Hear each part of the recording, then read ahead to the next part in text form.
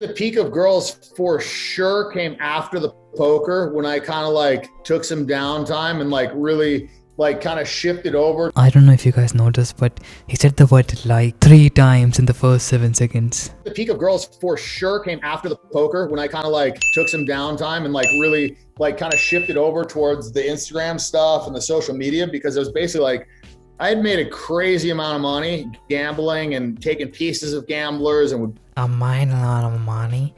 If you guys do a simple Google search, which will take you like 2 minutes, you'll realize that most of the money this guy has is actually stolen and it's not his money. powerful in the sense that like you could fuck girls that you just met in a fucking hotel, lobby bathroom. And notice how the story always takes place in a vague hotel with a mysterious woman and no witnesses. Just think about it. Imagine you're a woman and you're standing in the bathroom lobby of a hotel, and a guy who looks like this comes to you and he pats you in the back and says, "Hey, I'm a gambler. I make a lot of money. Would you like to..."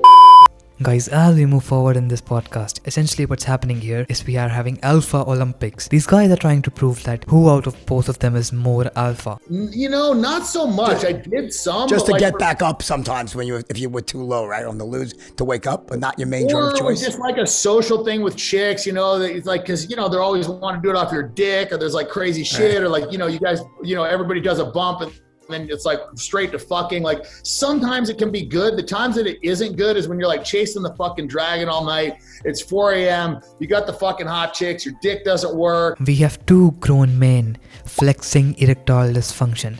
They're probably one of the richest people on social media.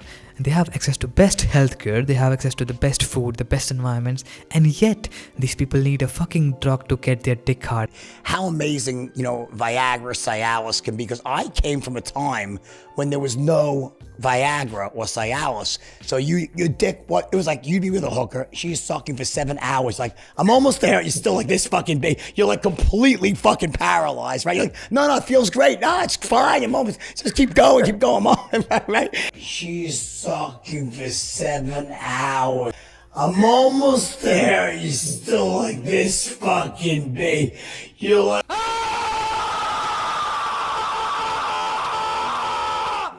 fucking whores!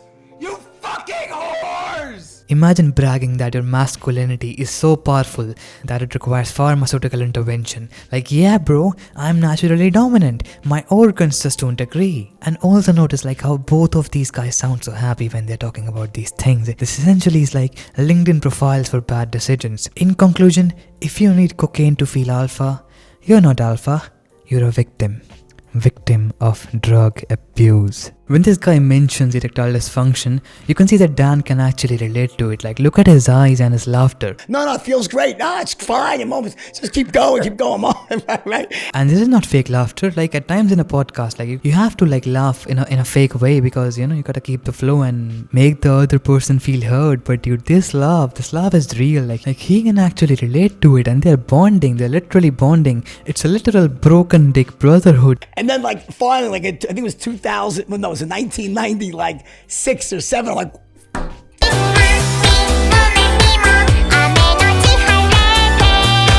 fucking miracle! The antidote came out, right?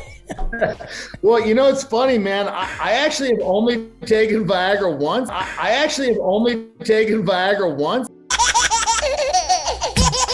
And it led to a heart attack.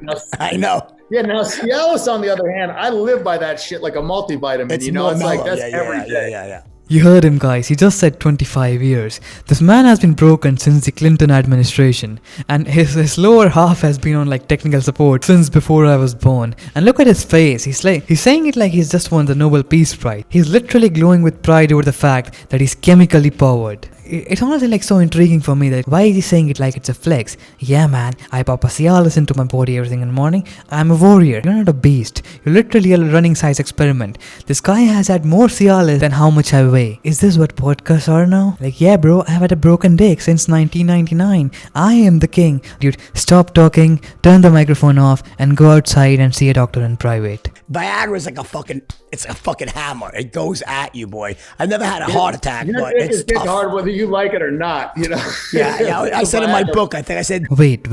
This guy has a book? This person who just told the entire internet that he has been running on lithium-ion batteries for 25 years wrote a fucking book? Like, what is it even called? The Broken Dick Brotherhood? The level of ego you need to have to think that, yeah, my life is so inspiring that I need to put it on paper is actually insane. Like, literally an entire forest was cut down so that this man could print his own manifesto about sloppy dicks. We are losing oxygen so that this guy can have a physical copy of his own delusions. Like, he casually just mentioned he wrote a book, you know? The way normal people do it, just slips out of his mouth like an accident. Dude, nobody asked, nobody prompted it. He just felt the spiritual need to let everyone know that he's an author. This podcast is equivalent to wearing a hoodie that says in big bold letters the word entrepreneur and hoping that someone would just come and talk to you. What I will say about Viagra, it's a hell of a way to make an impression on a first date with a girl. Like, if you want to, like, that word, performance anxiety, it doesn't matter. You'll fucking teach her a lesson, right? Like, what did he actually just say, dude? Like, teach her a lesson? What kind of super villain dialogue is there? Like, look at his face when he says it. He thinks he's so cool. He thinks he's John Wick. My guy, you're not teaching anybody a lesson. You're a customer at a pharmacy. You're teaching your kidneys a lesson, maybe. That's about it. Know that you have to fuck. There's nothing better. My issue with it was like, man, what happens if you take Viagra and then like the chick doesn't want to fuck you? You know what I mean? Like, you're just sitting there with this raging hard on. Let me get this straight. This guy takes a pill, expects results, gets rejected, and then spends the next 24 hours walking around like a human tripod. And then he's complaining about it. Like, imagine being the girl. You say no to this guy, and he's just standing in the kitchen for 12 hours straight. He's just vibrating with chemical energy. And he talks about teaching someone a lesson like he's the dominant force of nature. Like, the guy is literally battery powered. He's a toy. If he does not take his magic blue candy, he can't do shit. Well, and also, I think like taking those things also gives you like a massive amount of confidence because you know that there's no chance your dick isn't going to get hard. And I think like a big piece of it where people's dick can't get hard is when they're all in their head. So Dr. Dick and Professor Penis have entered the chat. Apparently, if your body does not work, it's in your mindset. Just think harder, bro. Manifest circulation, arteries, veins, all of that is bullshit. Your penis is actually powered by positive vibes. Like, seriously, Dan, if it was mental, Viagra would not exist, cocaine would not exist, and pills would not exist. But yeah, sure, Dan, centuries of biology were wrong until a guy with a beard and a rented Lamborghini figured it out. It was when I was in Cannes in 2014, and I remember it was kind of the first time I'd like been out of my house because I'm kind of a fucking homebody. I don't really like. Right, I know you were. That's right. These guys sell the fantasy while quietly living on the maintenance plan.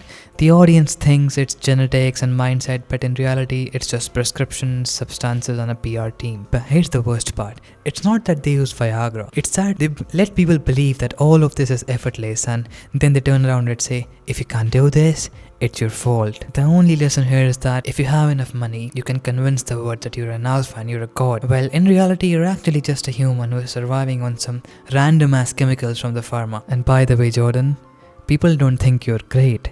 Dude, you're literally a convicted felon. You're just a person who sold garbage stocks to grandmas and now spends his time talking to Dan Bilzerian about broken body parts. And it was during that trip that I really like saw the pronounced effects of this fame thing because I think I fucked like 14 girls in like 12 days. First of all, nobody asked. Second of all, nobody believes you. And third of all, even if it is true, congratulations. You just told the entire internet that you're probably walking around with like 17 different STDs right now. Like, genuinely, dude, go see a doctor. Look at this guy's face. Look at his haircut. You're telling me that this little thumb of a human being went on a 12-day trip and somehow convinced 14 women to be in the same room as him. Are we sure that they were not paid actors? And look at this dude's face when he's saying it. Like, he's got that look like he's waiting for someone to give him a medal or something. You didn't cure some big disease. You just told us about 2 weeks, which I can assume were a very questionable 2 weeks of your life. I mean, your parents would be so proud. I'm sure they cannot wait to show this video at the family gathering. Holy fuck.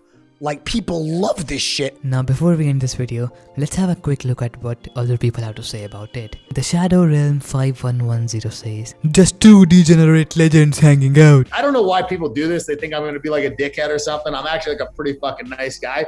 Chicago Mike 85 says, this Jordan guy is way too slimy for me to be able to listen to. Dan is always great to hear from on the other hand. To which Peking replies, really? I feel the complete opposite. I think Dan is a scum. Well, at least the image he propagated was. But JB, with his life and redemption arc, to the movie etc., all of that I find kind of fascinating, and he does not seem to me to be that bad of a guy. Obviously, he was a huge piece of shit in his heyday and did some very horrible, unforgivable things by fucking people over, but he seems sincerely regretful for all the bad things he has done and wants to balance the scales by doing some good now. At least that's my POV. At the time, that was a lot. You fucked a girl without talking to her, like without saying one word. I fucked like some sister in the middle of the day in a bathroom and like... In conclusion guys, Dan Bilzerian is the winner here because he's not an alpha male. He's a sigma male and he's also starting his sigma society. So if you want to be a sigma male, join his sigma society. You might have to pay a few $100 or $1,000, but you will become a sigma male. I'm going to give you an even better offer. If you want to be successful, you don't have to be an alpha male. You definitely don't have to be a beta male, and you don't have to be a sigma male. You must become an omega male, because omega males are the best. They are the strongest, they are the best. Among all the males in the world, omega males are the best. If you subscribe, I will personally deliver you your free omega male kit in the next 48 hours at your doorstep. Thank you for watching, and I'll see you in my next video. ਚਾਦਰੇ ਦੇ ਉੱਤੇ ਬਿੱਲੋ ਕੰਡੇ ਆਏ ਮੋਰਨੀ ਫਿਰਨੀ ਤੂੰ ਆਪ ਤੇਰੀ ਮੋਹਰਾਂ ਜਹੀ ਤੋਰਨੀ ਕਦੇ ਹੋਈਏ ਅੰਦਰ ਤੇ ਕਦੇ ਬਿੱਲੋ ਬਾਹਰ ਨੀ ਐਵੇਂ ਕਿਤੇ ਗੱਭਰੂ ਨਾ ਪਾਲੀ ਨਾ ਪਿਆਰ ਨੀ ਜੇਲ ਏਦਾਂ ਜਾਈਏ ਜਿੱਦਾਂ ਜਾਈਦਾ ਏ ਨਾਨਕੇ 8 ਜ਼ਿਲ੍ਹਿਆਂ ਦੇ ਥਾਣੇ ਜੱਟ ਨੂੰ ਪਛਾਣ ਦੇ ਇੱਕ ਗੋਟੇ ਉੱਤੇ ਲੱਗੀ ਹੋਈ ਪਟੈਕ ਨੀ ਬਿੱਲੋ ਦੂਜੀ ਡੱਬ ਨਾਲ The old days with the, I'll just lick your ass, it's fine, just turn over. I'm like, yeah, just, I'm like, it's fine, I'm fucking fine like that.